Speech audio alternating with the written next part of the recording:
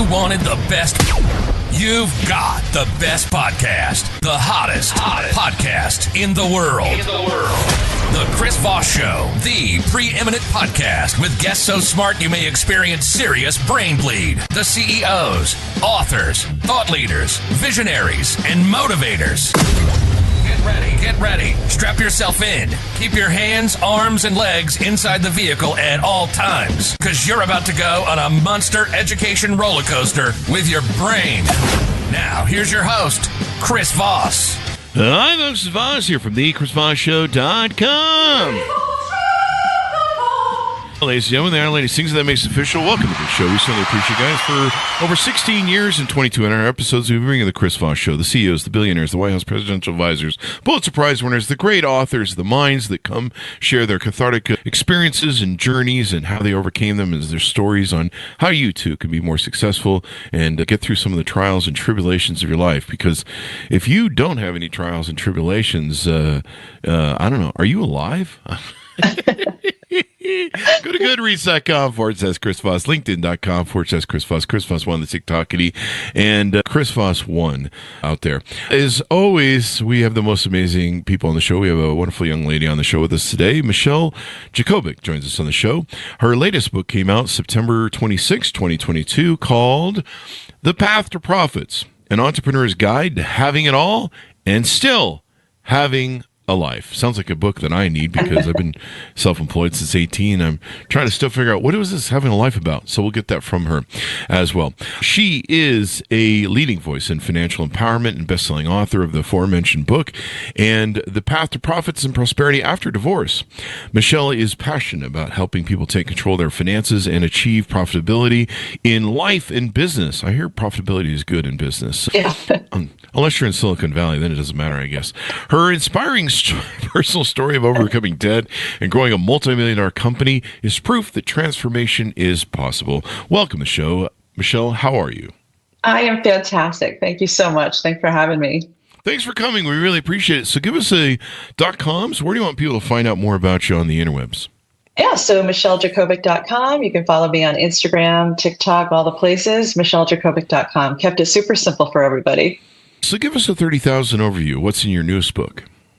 Yeah, so in my newest book, The Path to Profits, an Entrepreneur's Guide to Having It All and Still Having a Life, it is broken into 3 different sections, right? The first one is, if we aren't clear about what it is we want to create, we show up in business and in life wondering 20 years later, 10 years later, 3 years later, how the hell did I get here? A lot of stress, a lot of disconnect from the thing that we thought we were going into business to do. And we find ourselves not necessarily on the bright road that we were setting out for, but in a darker place. And that's just the gist of the road of entrepreneurship, because it isn't just all roses, as you said in the beginning, right? There's a lot of challenges. And so the book is broken down into vision, which is getting super, super clear about your core values, your personal core values. Why are you doing what you're doing? What is the method of impact that you're wanting to make in the world? And really having that be a measurement tool. Like, why are you doing it? What do you want to have happen? What's the freedom that you're after? Because most entrepreneurs are after some form of freedom, whether that's financial freedom, time freedom, travel freedom, whatever that may look like, freedom from the job, right? Working for somebody else. But if we're not clear about the vision piece and why we're doing what we're doing, there's not even a measuring stick to see whether we're off chart. The middle of the book is there to help people, I call it the flow chapter, cash flow, make no mistake. As you said, we need to make money in business. If you don't have a profit, you're going to be on that failed business statistic, the 66% that don't make it the 5 years. And then the final pillar of the book is about grow. And for me, grow is, how do you get more visibility, more people to understand what you're doing, that you're doing it? Because again, if people don't know about you, they're going to be doing business with somebody that maybe is out there talking in a different visibility light. And then bringing those 3 pillars together to maximize your profitability in business. Definitely. So I love that. I love that. The why of things. A lot of people, they just get caught up in the business. They're like, hey, I want to start a company and maybe be my own entrepreneur. But I don't really think about why that's important to them. And, a lot of people, when I got into being an entrepreneur, I didn't know I didn't know really what I didn't sit down and go, I'm going to be an entrepreneur. I was just like, I need some bucks. My own ass is I either gotta leave the house at 18 or I gotta go start a business. And so that's what I did. I started a business after getting fired from McDonald's. Yeah. But there really wasn't like a why beyond that. Like after a while, you started asking yourself, like, why do I do this? This is a real pain in the ass. Yeah, I'm right with you, Chris, because here's what happened for me. The same exact scenario, right? We talk about dating ourselves. Like today, kids can stay on health insurance till they're 26 years old. For me, it was 18 too. So I hear you. And that was the thing. You got to get a job. You need to get health insurance because you got to get the hell off ours. And I just remember thinking, okay, I'm not going to be stressed the way that I saw my parents stressing. I felt, my mom and grandmother, I watched them, my own story was that they were stressed, right? My story was, my mom had a vacation club and put $5 a week in. My mom had a Christmas club and put so many dollars a week in. My interpretation of her methodology around how she broke up money was very different. Mine was like, I'm not going to do that. I'm going to make six figures. I'm going to answer the ads for sales and all the things. And it's funny because, again, I think from an early age, the path to entrepreneurship many times is lit very lightly when we're younger. But I didn't have any entrepreneurs in my family. My parents both, we came from humble upbringings. They both worked for a municipality. My dad was a blue collar guy, worked for the Parks and Recs department. My mom worked in the finance department for a municipality. And I just remember thinking, that seems too hard. That path to a pension and lifetime medical at the time seemed too hard for me. And when you have that spirit of being able to create money at a young age, my parents didn't know how to speak into that. So today as an entrepreneur, one of my favorite things is speaking into that and letting my children who are now grown adults and also entrepreneurs know that there's this spark that you may have and other people might be blowing out that candle and blowing out the light. But it comes, I think the first thing is, what is that inspiration coming from? And in today's world, there are so many ways that you can create money. For me at 19, I left out of the house and I thought I had a whole sense of adult confidence right along with a vision board that had all of the things that I wanted on it. And to your point, I wasn't thinking about my why. I was thinking about what am I going to get? What vacation am I going to take? What car am I going to drive? All the things, right? I was Tony Robbins on speed dial, and I just thought I'm going to hit it all. And I think that many times that's what happens, right? We come in and we start going after. We're in the chase of the things that we believe entrepreneurship will bring us. And what we really find when we start to peel back the layers, when we get to the success and you're not happy or you're not feeling fulfilled, that happens for so many people, right? They get there and where is there? You get there and it could be you're financially strong, but it's like, why am I not feeling happy? And that's exactly what happened to me. Like first I fell on my face and ended up with mounds of credit card debt because I had no financial maturity. Oh, wow. And then I cleaned it up and figured out those pieces, got out of the chains of guilt and shame and the things that I walked through, all great lessons, and then showed up and built this great business that was literally sucking the life out of me. Loved what I did, but I literally gave it all, and everything else in my life got crumbs. Yeah. And so the book was birthed from a place of how can we have the business and the dreams and the things that we inspire to do, the impact that we want to make, but be intentional about what we're building. And I truly believe that getting clear about the life you want to create and then aligning the business to that is exactly how you get there. And creating a balance. I think that's what you're saying, is making it so that you don't feel like you're just burning one end of the stick and you're just, or both ends, I guess, and you're not balancing your life out. A lot of entrepreneurs, we tend to do that at the start. We're just like, we'll just burn hard the first little while, build a business, and then we'll balance it out later.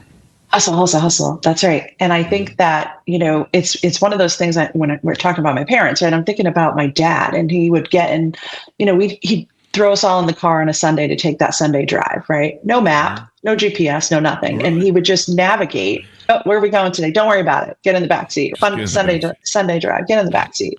Yeah. And I think to myself today, how many entrepreneurs, if we go on vacation, are we going to show up in a new area, rent the car, and not have our GPS? Hell no. We're not going to navigate that way. We're going to say what it is we want, and we're going to actually use the tools to get us there. And I think what happens with many entrepreneurs is they think that the dream and their passion is enough. That sets the GPS and starts. But the truth is we need both a financial roadmap and a runway, right? We need time to get there. And we can't expect that, what potentially would be 3 to 5 years is going to happen on a 3-week road trip. And I think that's really what happens. A lot of people they're just driving and they're not stopping long enough to actually look at, are they on the right road? Are they on the right road? Mm-hmm. I had an interesting entrepreneur journey when we really started hitting our successful companies. I had a few initial ones, and then the ones that really hit with my business partner. And I was getting into businesses because they were investment expedient. We had a model and we're like, hey, let's go do this. So we have an opportunity. We're going to play that opportunity. A lot of entrepreneurs, I don't know them a lot. I don't know that there's data on this, but many entrepreneurs, they find something they love. They find something they want to improve. They find a widget and they go, hey, we want to make this widget better. And they do all that.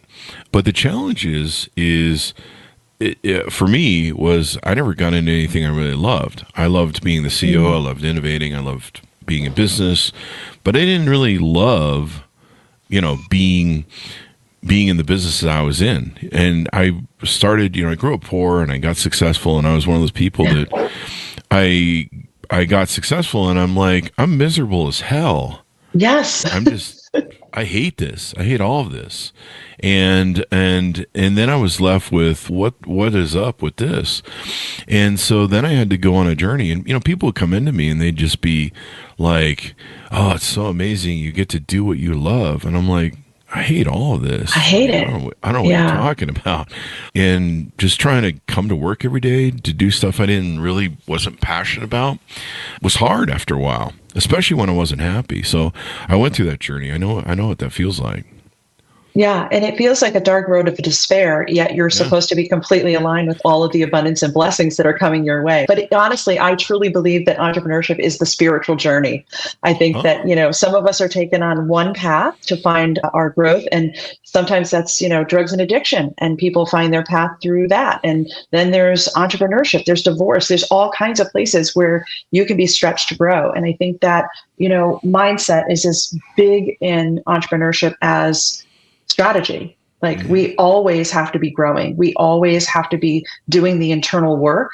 And I think that's where I love this piece of the first onset of the book is about really looking at what is important to you, right? So like when I actually did that work, when I showed up like you, I hired a life coach after like 20 years of like always having consultants, always hitting all the metrics, being super successful. And I'm like, a life coach? Why would I hire a life coach? But like you, I found myself not happy, not fulfilled. And I loved my work.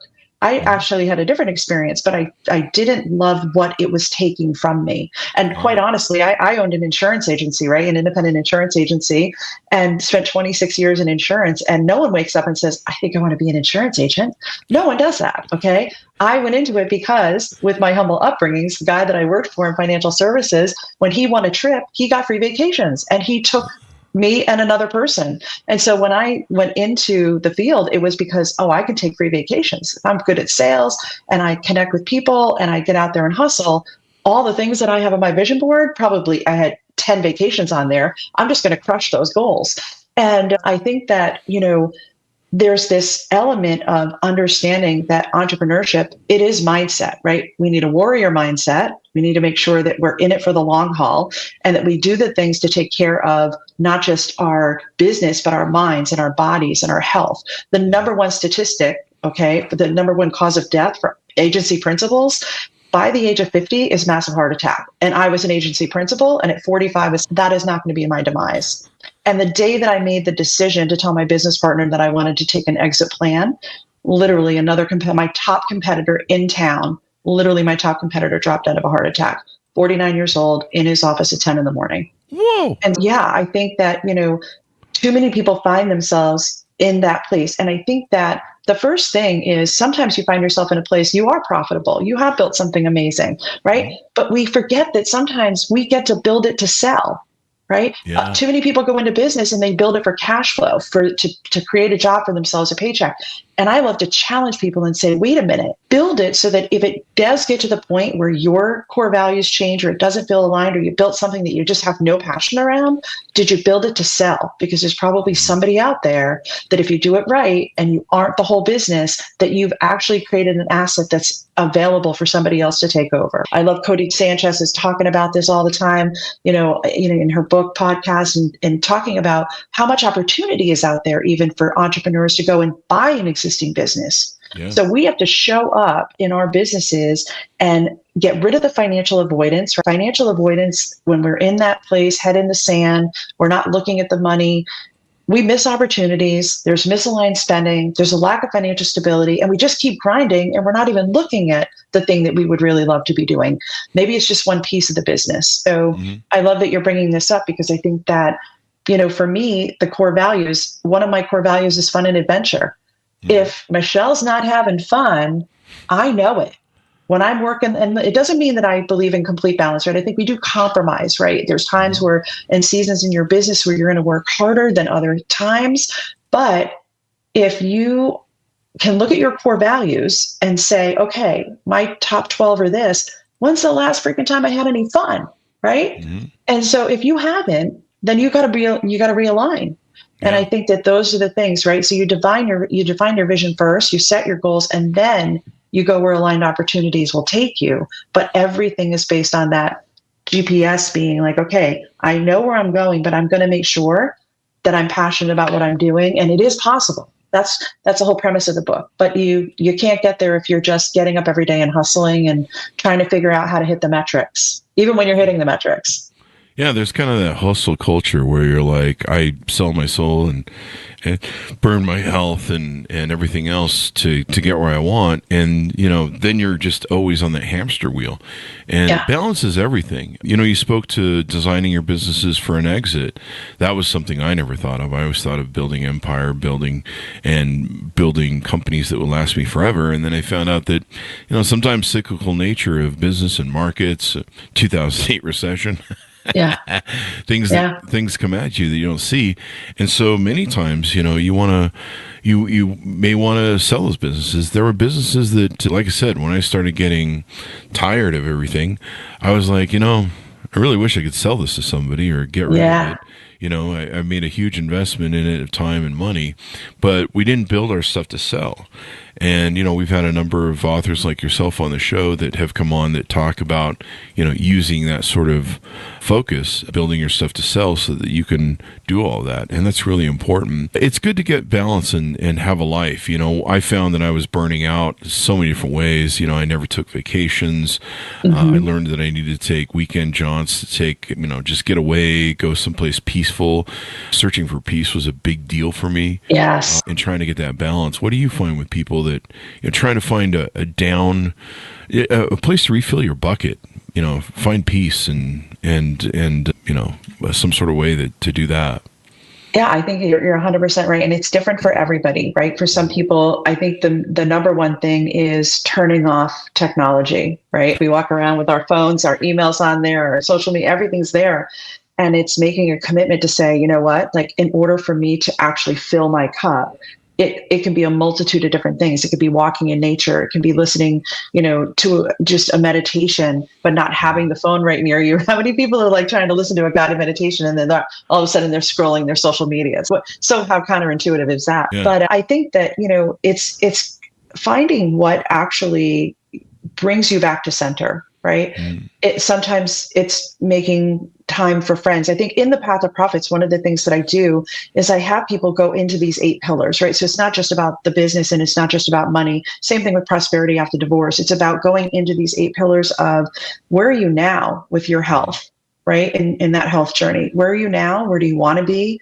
What's getting in the way, most importantly, or what are the triggers, right? Because if you don't look at the triggers, then, the triggers are just as important. What are you going to do to remove the triggers when you're figuring out how you're going to prioritize yourself, right? A lot of times we're the ones that we put borders around ourselves and then we move the borders, right?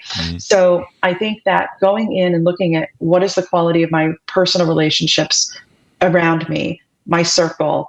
Am I giving crumbs to my kids and my partner? Am I giving crumbs to myself? Yeah. And then figuring out, like making a list of the things that you stop doing right? Because a lot of times we just have to come back to the things that actually did bring us joy, the adventure things, the fun things, the quiet things, and I think that the measurement is if you don't have time in your schedule for you to actually fill your cup, there's something wrong with the business model. It's not a sustainable model. Eventually you will hit burnout. For me, it was always, as soon as I got off a vacation, I wasn't even off the plane. I already had the next one planned. And I just was like, that's my reward. That's my reward, right? Every so many weeks I'm taking, and I took great vacations, but at the cost of, I could have done something every day or a couple of times a week to actually fill my cup and prevented that. Even today, before, we hopped on this call, I went and took an hour walk, and I could have in the past, me would have talked myself out of that. Right. Well, it's a great way to refresh yourself and, of course, get all the blood moving and you feel good. Like I feel more alert and succinct by going to the gym. And, it's just one of those things. But, yeah, it's important that people learn this in life. And I think sometimes what burns us out is we don't delegate enough. Do you want to speak on that a little bit?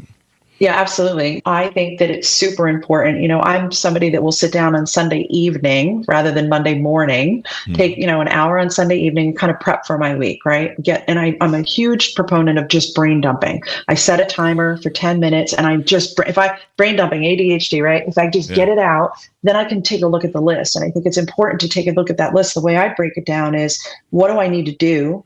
What do I need to delegate, and what do I need to dump? What's on this list that I have no business even having? Where did this thought even come from? Right. So it's do, dump, delegate. And I think that too many times the day goes and we have this laundry list of things that we need to do, and we forget that we actually have somebody else that can do it. Now, this morning, right, I said to my son on his way out the door to work, I'm like, hey, you want to cook dinner tonight? And he said, sure. We have to ask. Instead of me having to figure, and he went in the freezer, took out some food, and I have no idea what we're having, but I know I'm not doing it, right? And I just was like, as I had just finished my brain dump, and I'm like, oh, this is so good. It's beginning of the year, and I'm already asking. And I think that the thing is, you have to have a process for getting the things out of here onto paper, so that you can actually look at that to-do list and then navigate how do you delegate and who's it going to. Yeah. I like how you did it too, where you got him to buy in instead of, throwing it as a command. Yes, like, absolutely. You do it or else if you want to live here. Yeah. Yeah. No one wants that, right? Nobody wants that. I don't know. I like yelling at people in that way, but that's just me. Yeah. Now, the next step of delegation is not having it come back to your list day after day after day. So the next step, and I realized this when he walked out the door, was like, I need to get more committal.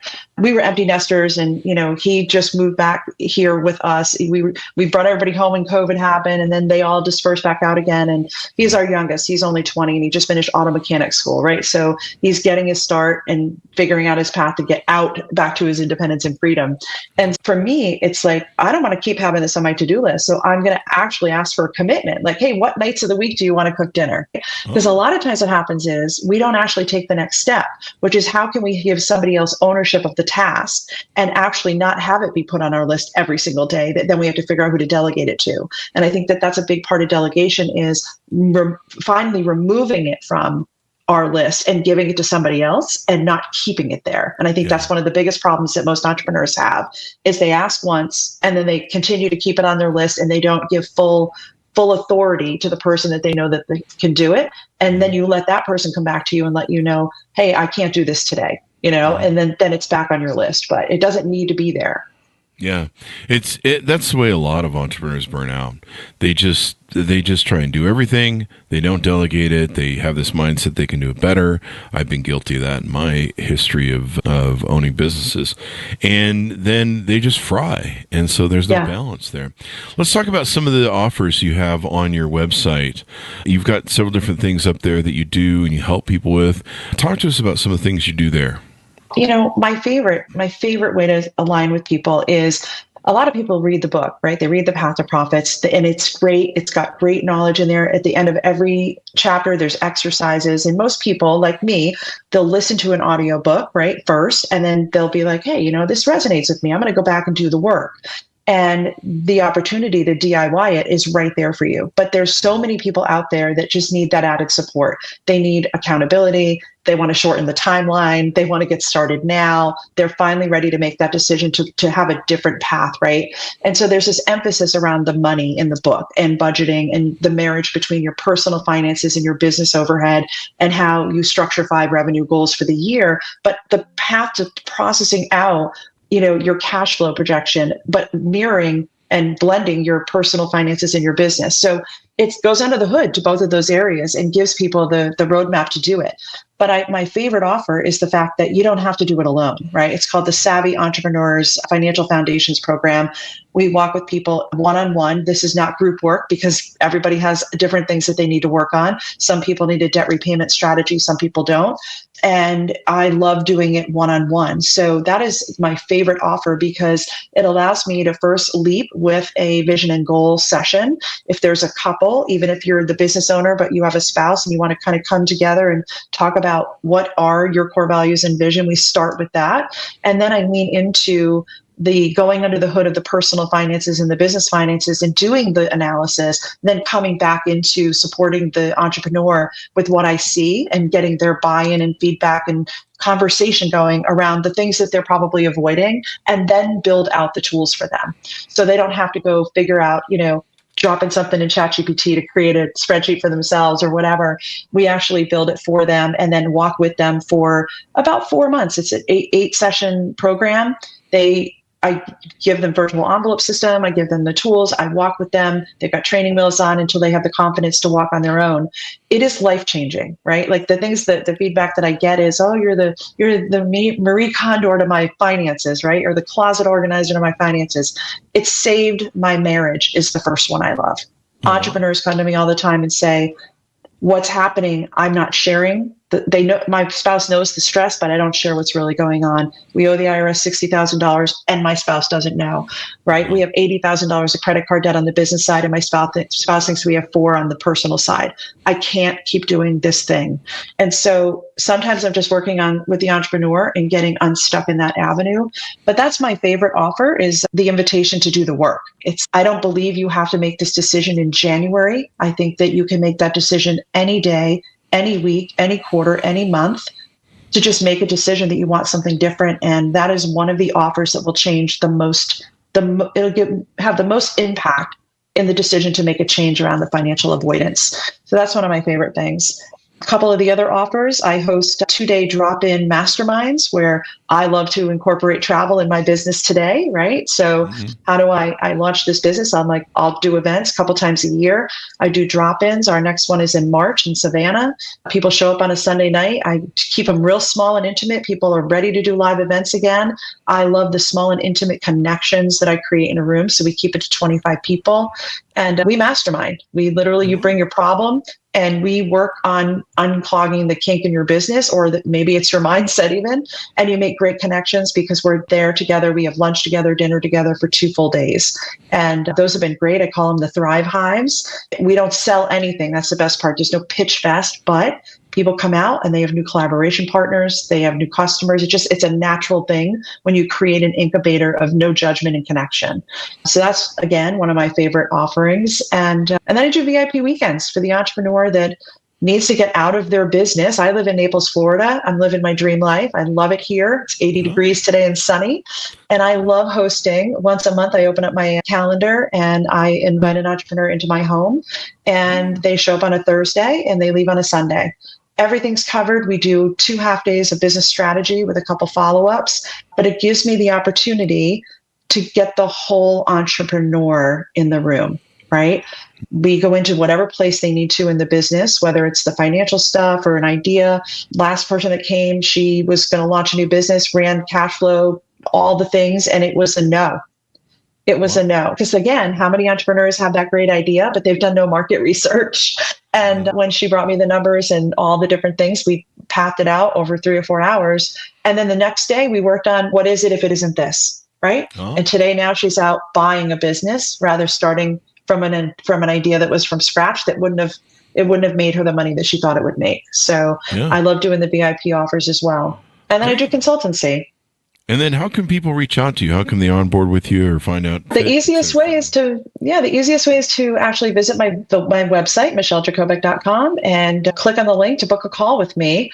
And let me learn a little bit more about your business and what your goals are and where you are now, and see if it's a right fit. I love talking with people. I don't have anybody doing my sales calls for me because I want to know where I can support you. What do you really need?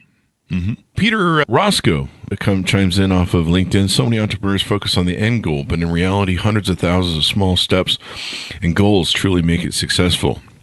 Yeah, absolutely, Peter. You're 100% right. Yeah. I mean, you kind of, when you first get into being an entrepreneur, you're kind of, you're very big picture and you're like, I'm going to be an entrepreneur, and there's so much problem solving that you have to do every day. I have often said that you just rename entrepreneurism just endless problem solving. Yeah, absolutely. Endless growth. Yeah. And, I think too, as we're talking about, if you're not in the ideal place, where do you begin? And we talked about like making a decision, right? Mm-hmm. I'm a firm believer that you got to have a win. When you make that decision to do something different, it's like, how can you create one small win so that you get motivated, right? So if people right now are looking at the financial aspects of maybe they're feeling pressured, they're married with debt, whatever, they want something different. My invitation is always make the decision to do something different and then carve out the time, right? Couple of hours to assess, right? This is a great time of year. All banks will give you your year-end summary, right? Credit card, you can pull your year-end summary and just sit down and look at what's the money in, what's the money out, what are the debts, what's the income, and then have a small win, cut something, sell something, right? Don't go into creation mode. Go into first, how can I have a small win before I figure out what to create, right? Because a lot of times we don't go under our own hood and figure out the things that we can cancel or change or, making some phone calls. I do a money recapture challenge that can be done any time of the year. And people can get that on my website as well and request it. And it's just a simple series of phone calls you're going to make to save yourself some money, cut subscriptions, make those phone calls. And I think that when you have a couple of wins, you start to be empowered again around your money, because a lot of people show up and they're just not empowered. Yeah. Being empowered about your money. I like the concept there. People need to do that. Give us your final pitch out. Tell people where they can onboard one last time, and we'll take it from there. Yeah, if you're an entrepreneur and you're looking for a true path to profits and want to get off the dark road of despair and into a better place, maybe you're just misaligned with your finances, maybe you're misaligned with your vision, right? And you need to get clear about what it is you really want to create. Reach out to me. I'd love to talk with you. It's michellejacobic.com. Thank you very much. And read the book. Read the book. Listen to the book. Earn it. Order up wherever fine books are sold. Dial up. The Path to Profits, an entrepreneur's guide to having it all and still having a life. Thank you for coming on the show, Michelle. We really appreciate it. Thanks for having me. Thank you. And thanks to our audience for tuning in. Go to goodreads.com/Chris Voss, LinkedIn.com/Chris Voss, Chris Voss One, the TikTokity, and all those crazy places on the internet. Be good to each other. Stay safe. We'll see you next time. And that should have us out.